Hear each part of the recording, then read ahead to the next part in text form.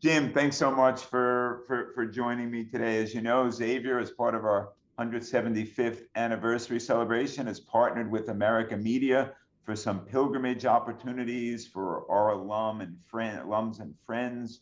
And the first of these is off to Ignatian, Spain, in celebration of our anniversary year, and a host of Jesuit celebrations. And that'll be followed by Lourdes in the fall and the Holy Land next winter, early spring. And I think we'll be with you in both Lourdes and the Holy Land.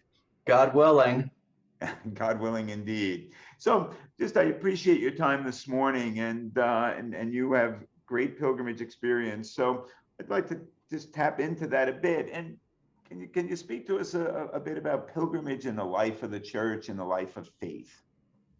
Well, of course, pilgrimages mirror our journeys, our spiritual journeys, and they do it in a very physical way. We go to a place that we wanted to see. One of the things that comes to my mind when I think about pilgrimage is something that my Jesuit brother John Raslowsky said to me once. John's currently the formation director in our province. And he said, it's like going to someone's house. No matter how well you think you know that person, going to their house and seeing their family casts them and puts them in a different light. And so when you go to the Holy Land, for example, seeing the places where Jesus lived and preached and healed and rose from the dead, helps you to understand Jesus in a much different light. Same with Ignatius and Saint Bernadette and Our Lady of Lourdes. I think so many things can happen on pilgrimage, but for me, that's been a great insight, that we go there to understand these people in a different way. Great. Now you have wrote a terrific book on your pilgrimage in the Holy Land, Jesus, a Pilgrimage. And you've been on other pilgrimages as well. What sticks out for you? Can you speak to one specific experience that you continue to carry with you? I'm sure there are many. Yeah, for one, when I saw the Sea of Galilee for the first time, I truly said to the person I was with, another Jesuit named George Williams, I feel like I can die now. And I think a lot of people say, well, I obviously believe that Jesus existed. I see Israel on the map. I see the Sea of Galilee. But so many pilgrims say, I thought of Galilee as almost mythical, as almost fictional. But standing there and knowing that you're seeing what Jesus saw, that there's only one Sea of Galilee. There's only one place called Capernaum where he would have lived. There's only one place called Magdala. And so you're seeing what he saw, and it grounds Jesus and helps us understand his humanity in a different way. And the other thing that everybody says on all these pilgrimages is when they read the Gospels and they've been to the Holy Land, they feel differently. When they read the story of Ignatius, they feel differently. When they read about Our Lady of Lourdes, they feel differently. So these also transform our lives in the way we hear the stories again when we come back from pilgrimage. Yeah, as you're speaking of the Sea of Galilee, I remember Jim Mazik, Jesuit in our province for an Ignatian year 30 odd years ago, did a film for the then Maryland province on Ignatius called To See His Face. But he spoke about standing outside the castle at Loyola and looking up and realizing this is the same moon that Ignatius gazed at. Mm-hmm. And I remember doing the same thing at Loyola and saying, from here to there. And there was something wonderful, something transcendent about that. What about, I know you've been to the Ignatian sites as well, and this pilgrimage we're off on and about to begin in a few days. Any thoughts on the Ignatian pilgrimage and the sites important in the life of Ignatius?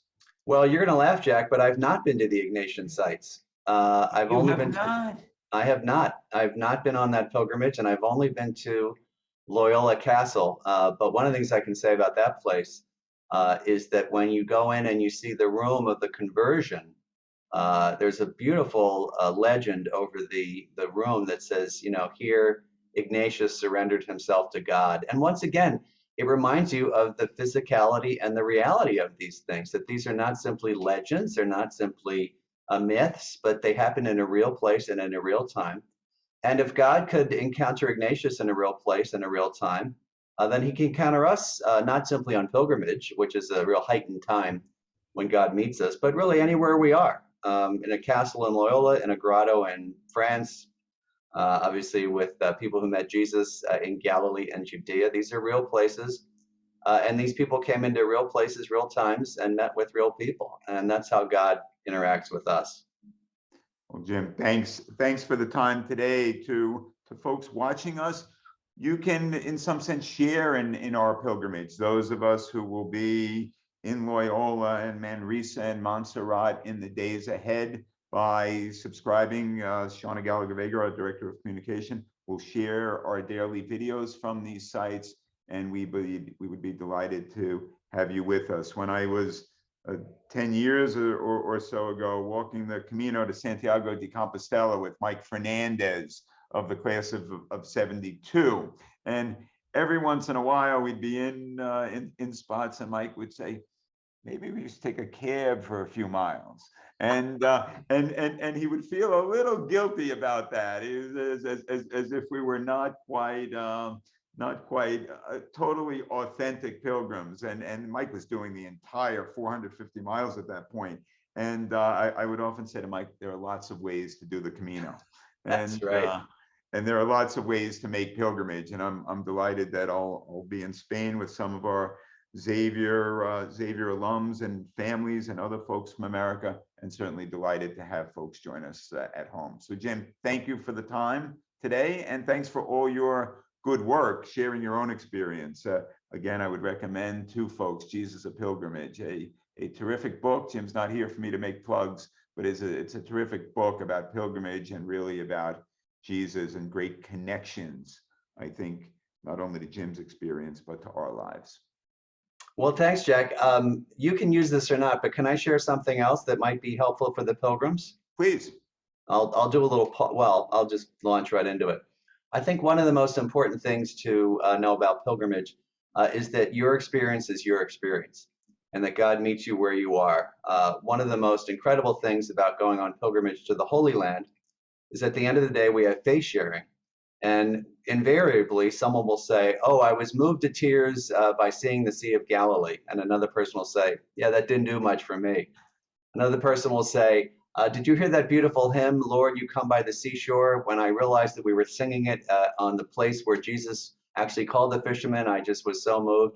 Another person will say, yeah, I hate that song. They play it in our parish too much. Another person will say, when I went into the church in the Nativity, I just felt this sense of peace. Another person will say, yeah, that was too loud for me. I didn't like that church at all. So the key thing is that God meets you where you are, and that your experiences on pilgrimage are your experiences on pilgrimage. There's no need to compare with anybody else.